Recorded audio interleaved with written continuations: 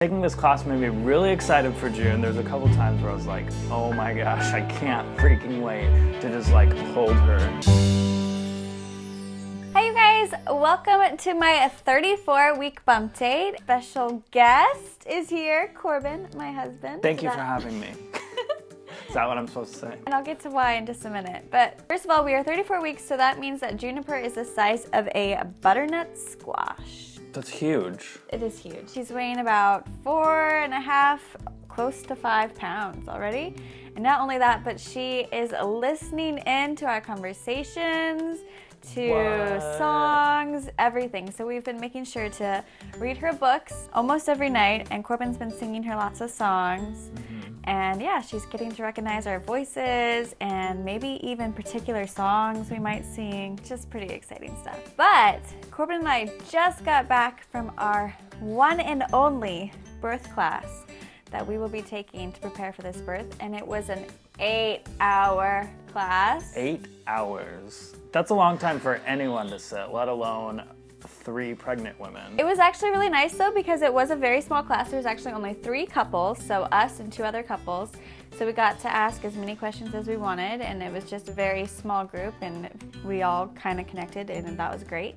But it was a very long class, and it was full of information. So our brains are a little bit fried, and honestly, before this bump date, I was like, so what did we learn? For this bump date, I kind of wanted to share with you our experience with that and just go over some of like the highlights of the class and just some really key tips that we felt like we learned that we think we will apply to our birth. It went into the symptoms of whether or not you're having labor. False labor. False labor versus pre-labor, right? Or early. Early. I don't know. Something false versus labor. real. This is how much we learned. It was like the symptoms like contractions, your water breaking, all that stuff, which we basically already knew what's gonna happen, and more of it gave us an outline of like what to expect in the birthing room, which was really helpful for me because I had a lot of anxiety of like, I have no idea what's gonna happen. Like, am I going into a war zone and then like, I'm just gonna get sideswiped like from every which way? I had no idea.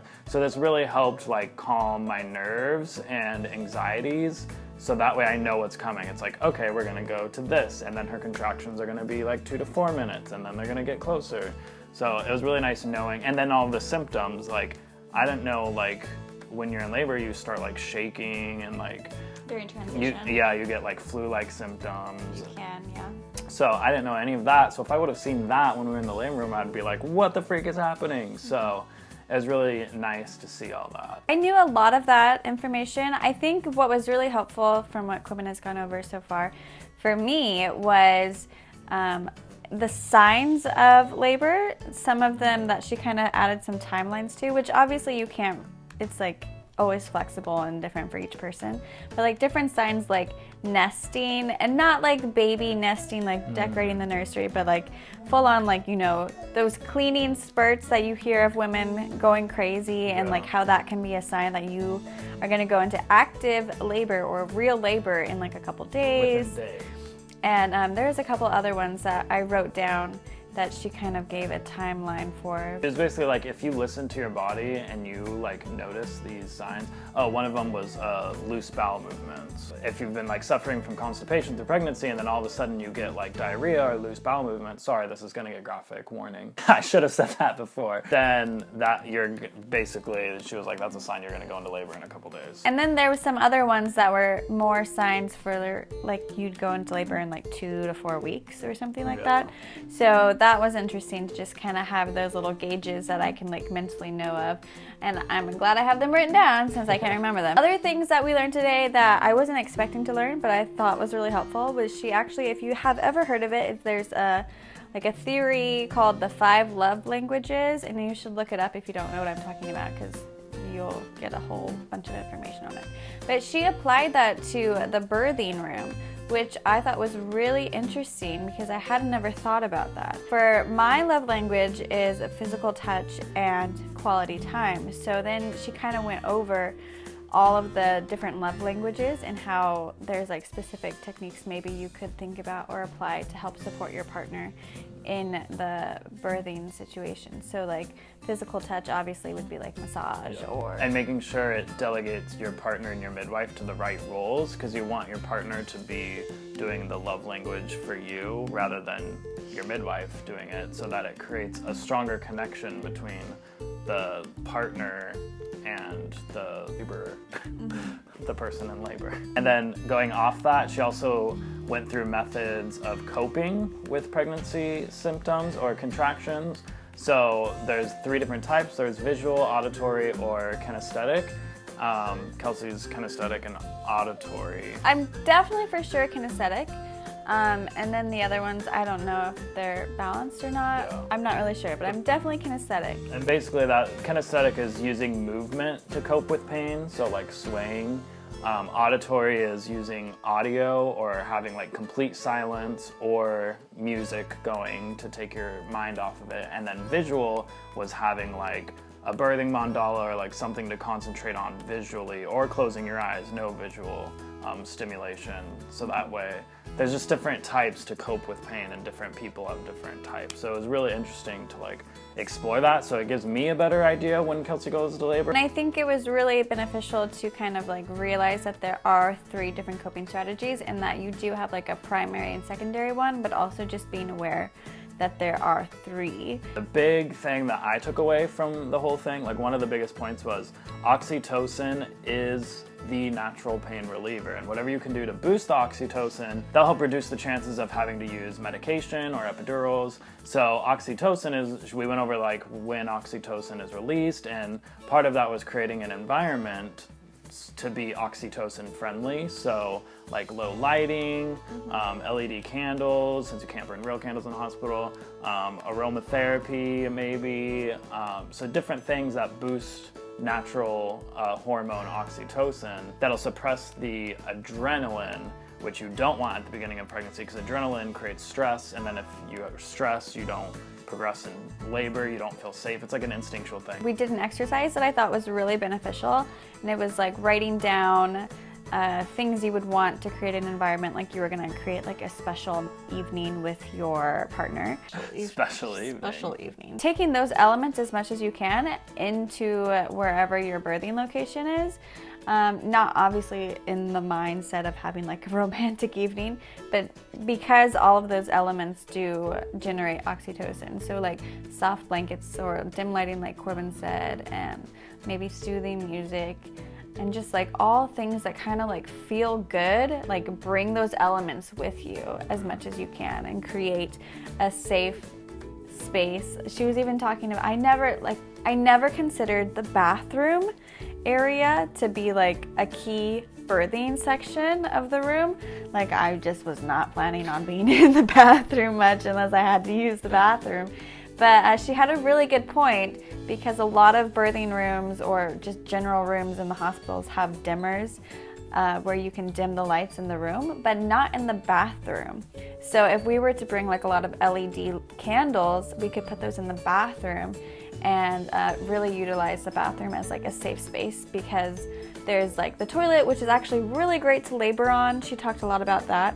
And because it's more private, there's not going to be so many people like coming in, like nurses and different people who might just barge in because it's the bathroom. They're not going to barge into the bathroom.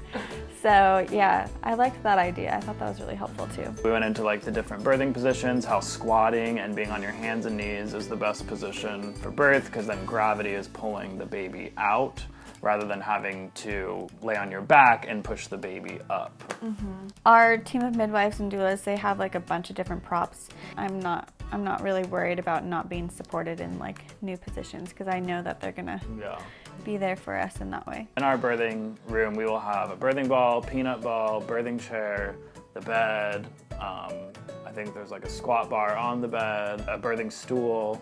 And then finally, we went over all of the medical interventions that are possible, which was obviously, you know, that's not our goal. We really are hoping to have a natural birth, but it is always better to be educated, and that way, if you do run into situations, you at least know and are prepared for what those interventions might be. But I really liked this acronym that she said. It's BRAIN, and so it stands for the benefits, the risks, the alternatives, intuition and know or not now. When you're in a position where you are being encouraged or given a choice for an intervention, is to think about all those things and ask all the questions to get all the information you need about those interventions in order to feel like this is really like the choice you want versus feeling pressured to do something. Brain is like, ask what are the benefits, what are the risks, what are the alternatives, go with your intuition as to whether or not you should do the procedure that they're wanting to do, and then ask, if I don't do this, what will happen, or can we wait to do this? So that's the end, the no. I think that section actually was really helpful for me because I have a lot of anxiety about like epidurals and cesareans, probably even more so than just the pain of giving birth. Just because interventions to me make me cringe so much and they freak me out. So I think going through the information and seeing it done, because there was like videos and like visuals of the different examples of an epidural, of getting an epidural and also getting a cesarean.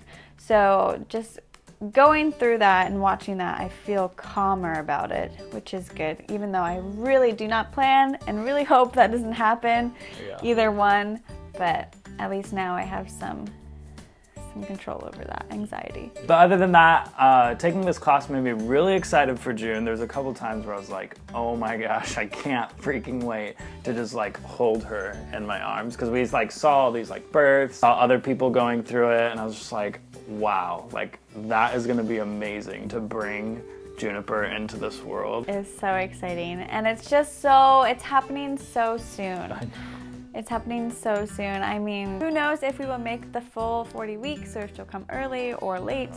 I don't know, but either way, we don't have a lot of time left. Juniper watch. Juniper watch. But that is it for this bump date. Thank you so much to Corbin for being here. You're welcome. And I'm gonna go ahead and show you my belly.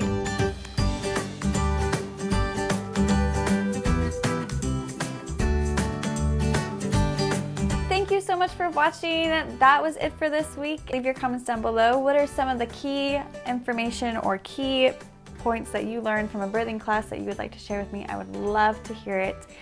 And I'll see you next week. Be where your feet are. Bye. Bye.